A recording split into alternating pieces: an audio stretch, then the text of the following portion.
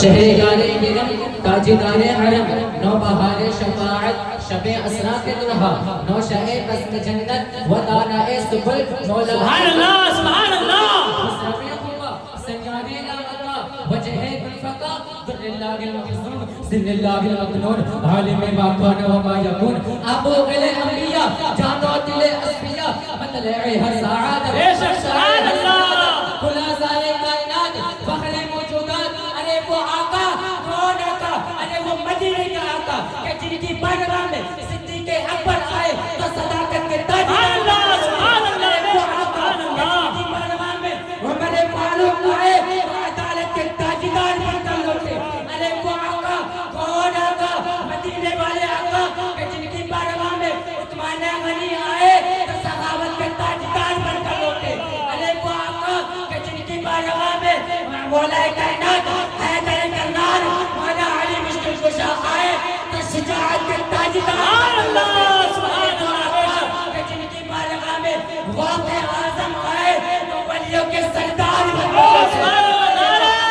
گئے بارگاہ میں خواجہ غریب نواز آئے تو ہندوستان کے بادشاہ بن کر چڑھے ارے وہ آقا کہ جن کی بارگاہ میں امام احمد رضا آئے تو مجدد دین و ملت بن گئے ارے وہ آقا کہ جن کی بارگاہ میں شاہ عالم آئے تو احمد آباد کے بادشاہ بن کر سبحان چڑھے اللہ نعرہ تکبیر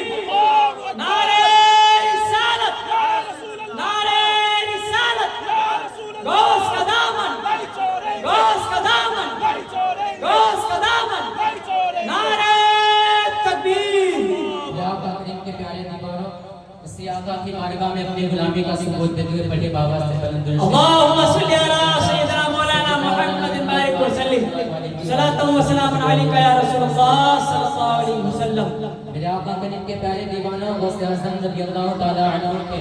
شان پہ آؤ کچھ میں بتاتا چلوں ان کے شان کیا ہے میرے آقا کریم کے پیارے دیوانوں غوث اعظم کا گزر ایک بار بازار سے ہوا آپ بازار سے گزر رہے تھے آپ کے جسم پاک پر ایک قیمتی کبا تھا جس کو کسی چور نے دیکھ لیا اور آپ وہ چور اس کبے مبارک کو چرانے کی ٹھان لیا آپ کے پیچھے ہو لیا آپ کے پیچھے چل پڑا حضور غوث اعظم آگے جا رہے ہیں وہ چور آپ کے پیچھے چل پڑا حضور غوث اعظم اپنے حجرے مبارک میں پہنچتے گئے وہ چور کسی طرح کر کے اندر حجرے کے اندر داخل ہو جاتا ہے اور جا کے ایک گوشے میں چھپ جاتا ہے حضور غوث اعظم اپنا کبا مبارک اتار کر رکھ دیتے ہیں اور عبادت الہی میں مشغول ہو جاتے ہیں اتنے میں وہ چور موقع دیکھتے ہیں وہ چور موقع دیکھتے ہیں کبے مبارک کو اٹھاتا ہے اور اپنے بغل میں دبا لیتا ہے باہر جانے کی کوشش کرتا ہے لیکن غوث اعظم کی شان تو دیکھو کہ غوث اعظم کی نظر پڑتی ہے غوث اعظم عبادت الہی میں مشغول ہے وہ چور کبا مبارک اٹھا کر دروازے کی طرف بھاگتا ہے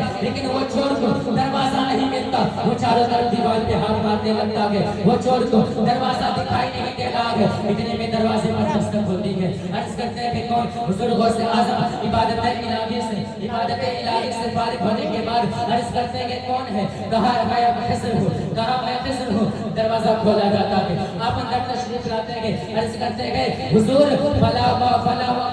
علاقے میں فلا عبدال کا انتقال ہو گیا ہے میں عبدال کی تلاش میں آیا ہوں میں عبدال کے لیے آیا ہوں اگر آپ کے پاس کوئی عبدال ہو تو اسے بھیج دیجئے حضور غوث اعظم کہتے ہیں ایسا ہے کل جو آنا کل کسی عبدال کو مقرر کر دیا جائے گا حضرت خضر علیہ السلام عرض کرتے ہیں کہ اتنا ہمارے پاس مہلت نہیں ہے میں اے میرے حضور اتنا ہمارے پاس مہلت نہیں ہے کیا خبر کل کوئی علاقہ ہلاک ہو جائے تو اس کا ذمہ دار کون ہوگا حضور غوث اعظم عرض کرتے ہیں اگر ایسا ہے تو جاؤ گوشے میں بیٹھا ایک عبدال ہے جاؤ انہیں لے کر چلے جاؤ وہ حضرت خضر علیہ السلام گوشے میں جاتے ہیں حضور غوث اعظم کے کہنے پر وہ کونے میں جاتے ہیں دیکھتے ہیں وہ چور بیٹھا ہوا ہے حضرت خضر علیہ السلام کہتے ہیں کہ اے عبدال چلو تمہیں غوث اعظم نے حکم دیا ہے اے عبدال چلو تمہیں غوث اعظم نے نماز جنازہ پڑھنے کا حکم دیا ہے وہ چور گھبرا جاتا ہے کہتا ہے میں چور ہوں میں کوئی عبدال نہیں ہوں میں یہاں چوری کے مقصد سے آیا تھا میں یہاں کبا مبارک چلانے آیا تھا حضرت خضر علیہ السلام کہتے ہیں کہ کل تم چور تھے